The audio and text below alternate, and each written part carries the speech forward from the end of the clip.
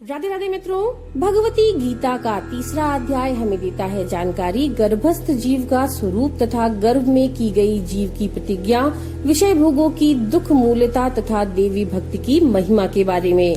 तो चलिए शुरू करते हैं भगवती गीता का तीसरा अध्याय। हिमालय बोले, हे शिवे, यह पंचभूतात्मक देह ही दुख का कारण है, क्योंकि उससे विलग जीव दुखों से प्रभावित नहीं होता। माता महेश्वरी, जिस देह को प्राप्त करके ये जीव पुण्य कार्य करके स्वर्ग प्राप्त करता है, वह यह देह किस प्रकार उत्पन्न होती है और यह जीव पुण्य के क्षीण हो जाने पर पुनः पृथ्वी पर किस प्रकार उत्पन्न होता है, यदि आप मुझ पर कृपा रखती हैं तो इन बातों को शीघ्र ही विस्तार पूर्वक मुझे बताइए। श्री पार्वती जी बोली, पृथ्वी, जल, अग्नि, वायु और आकाश, इन्हीं पंच महाभूतों से यह देह निर्मित है, इसीलिए ये पांच भौतिक कहा गया है। उन पांचों में पृथ्वी तत्व तो प्रधान है और शेष चार की उसके साथ सहभागिता मात्र है। गिरिराज, यह पांच भौतिक देह भी चार प्रकार का कहा गया है, जिसे मुझसे समझ लीजिए। अंडज, स्वेदज, उपदिज और जरायुज, ये उसके चार भेद हैं। महाराज, उनमें पक्षी, सर्प आदि अंडज है, मशक यानी मक्षर आदि स्वेदज है, वृक्ष, झाड़ी आदि सुषुप्त चैतन्य वाले उपदिज है और मनुष्य, पशु आदि जरायुज हैं। शुक्र, रज आदि से निर्मित देह को जरायुज समझना चाहिए। पुनः उस जरायुज को भी पुरुष, स्त्री तथा नपुंसक भेद से तीन प्रकार से जानना चाहिए।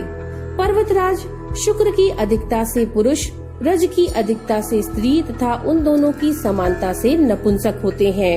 अपने कर्मों के वशीभूत जीव ओस कणों से संयुक्त होकर पृथ्वी तल पर गिरने पर धान्य के बीच पहुंचता है। वहां रहकर चिरकाल कर्म भोग करता है। पुनः जीवों के द्वारा उसका भोग किया जाता है। तदनंतर पुरुष के देह में गुह्येंद्रियों में प्रविष्ट होकर वह वीर्य रूप में हो जाता है। उसी कारण से वह जीव भी वीर्य में सन्निविष्ट हो जाता है। महामते, तत्पश्चात ऋतुकाल में स्त्री के साथ पुरुष का संयोग होने पर वीर्य के साथ ही साथ वह जीव भी माता के गर्भ में पहुंच जाता है। राजन, रजोधर्म के चौथे दिन स्त्री ऋतु स्नान करके शुद्ध होती है और उस दिन से लेकर के 16वें दिन तक ऋतुकाल कहा गया है। हे पर्वत श्रेष्ठ, विषम दिनों में समागम करने से स्त्री और सम दिनों में समागम करने से पुरुष की उत्पत्ति होती है। ऋतुस्नान की हुई कामार्त स्त्री जिस मुख का दर्शन करती है, उसी की मुखाकृति की संतान जन्म लेती है। अतः स्त्री को उस समय अपने पति का मुख देखना चाहिए। महामते, वह वीर्य स्त्री के योनि स्थिति रज से मिलकर के एक दिन में कलल बन जाता है और वही कलल अत्यंत सूक्ष्म झिल्ली से पूर्णतया आवृत होकर 5 दिनों में बुलबुले के आकार का हो जाता है। अत्यंत सूक्ष्म आकार की जो चमड़े की झिल्ली होती है, उसे जरायु कहा जाता है। चूँकि उसमें वीर्य तथा रज का योग होता है और उसी से गर्भ उत्पन्न होता है, इसीलिए उसे जरायुज कहा गया है। तत्पश्चात 7 रातों में वह मांसपेशियों से युक्त हो जाता है और फिर एक पक्ष में वह जो पेशी होती है उसमें रक्त प्रवाह होने लगता है। तत्पश्चात 25 रातों में देह के अवयव अंकुरित होने लगते हैं।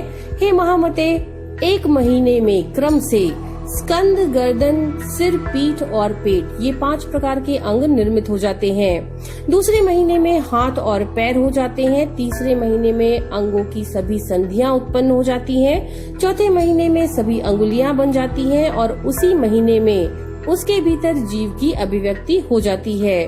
तब माता के उदर में स्थित गर्भ चलने भी लग जाता है। 5वें महीने में कान, नेत्र, नाक का निर्माण होता है एवं उसी महीने में मुख, कमर, गुदा, शिश्न, लिंग आदि गुह्य अंग और कानों में भी छिद्र बन जाते हैं। उसी तरह 6ठे महीने में मनुष्यों की नाभि बन जाती है और 7वें महीने में केश, रोम आदि उग जाते हैं।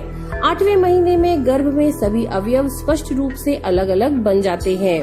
इस प्रकार से जन्म के पश्चात उगने वाले दाढ़ी, मूंछ और दांत को छोड़कर के बाकी के सभी अंग क्रम से निर्मित हो जाते हैं। 9वें महीने में जीव में पूर्ण रूप से चेतना शक्ति आ जाती है और वह उदर में स्थित रहकर माता के द्वारा ग्रहण किए गए भोजन के अनुसार वृद्धि को प्राप्त होता है। वहाँ पर अपने जन्मांतर के कर्मों के अनुसार घोर यातना को प्राप्त करने से वह जीव खिन्न होता है और अपने पूर्व जन्म में अपने शरीर से किए गए कर्मों को याद करके अत्यंत दुखी हो जाता है। माता के गर्भ में इस प्रकार का कष्ट प्राप्त करके भी जीव बार बार पृथ्वी पर जन्म लेता रहता है। गर्भावस्था में वह जीव मन में यह सब सोचकर स्वयं से बात करता है कि मैंने अन्याय पूर्वक धन कमाया और उससे अपने कुटुंब का भरण पोषण किया, किंतु दुर्गति का नाश करने वाली भगवती दुर्गा की आराधना नहीं की। अब यदि गर्भ के दुख से मुझे छुटकारा मिल जाए तो मैं पुनः महेश्वरी दुर्गा को छोड़कर विषयों का सेवन नहीं करूंगा और सर्वदा समाहित चित्त होकर के भक्ति पूर्वक उन्हीं का पूजन करूंगा। पुत्र स्त्री आदि के मोह के वशीभूत होकर तथा सांसारिकता में अपने मन को आसक्त करके मैंने व्यर्थ में ही अनेक बार अपना अहित कर डाला है। इस समय उसी के परिणाम स्वरूप मैं ये असहनीय गर्भ दुख भोग रहा हूँ। अब मैं पुनः सांसारिक विषयों का सेवन नहीं करूँगा। इस प्रकार अपने कर्मानुसार अनेक प्रकार के दुखों का अनुभव करके वह जीव अपने अंगों में मेदा तथा रक्त लपेटे हुए और झिल्ली से आवृत होकर प्रसव वायु के वशीभूत योनि के अस्थि यंत्र से पीसा जाता है। वह सा उसी प्रकार योनि मार्ग से बाहर निकलता है जैसे पातकी जीवन नरक से निकाला जाता है। तदनंतर वह जीव मेरी माया से मोहित होकर उन दुखों को भूल जाता है और कुछ भी ना कर सकने की स्थिति को प्राप्त होकर के मांस पिंडज की भांति स्थित रहता है।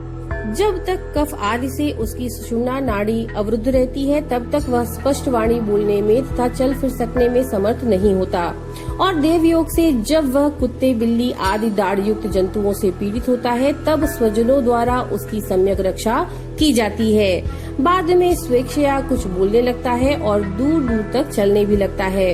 इसके बाद कुछ काल बीतने पर यौवन के उन्माद में आकर काम क्रोध आदि से युक्त होकर पाप तथा पुण्य कर्म करने लगता है।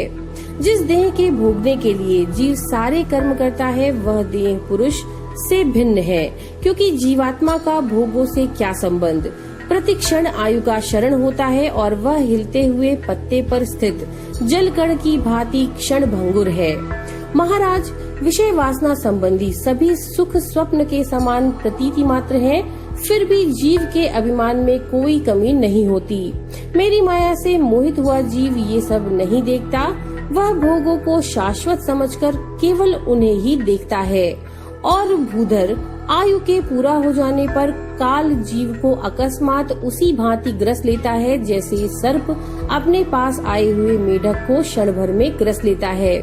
महान कष्ट की बात है कि ये भी जन्म व्यर्थ बीत गया और इसी प्रकार दूसरा जन्म भी व्यर्थ ही चला जाता है।